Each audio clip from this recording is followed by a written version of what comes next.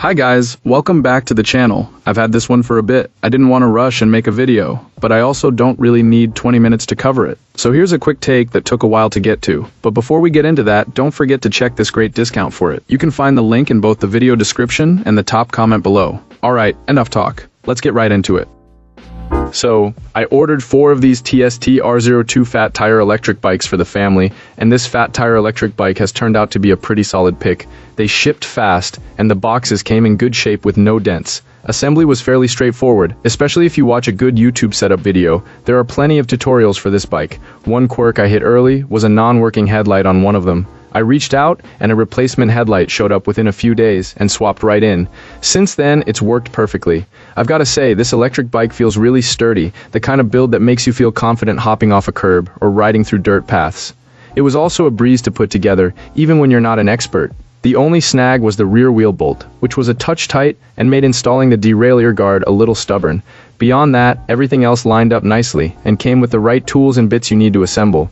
If you're curious about connectivity, I did have a minor hiccup connecting it to the mobile app at first.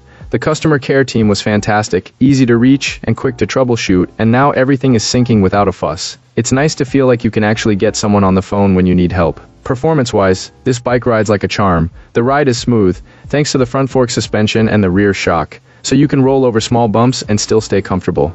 When you unlock it, it actually goes up to 28 miles per hour, which feels surprisingly zippy for a fat tire setup. The battery has decent life too. I haven't pushed it to the limit yet, but it lasts long enough for my typical rides.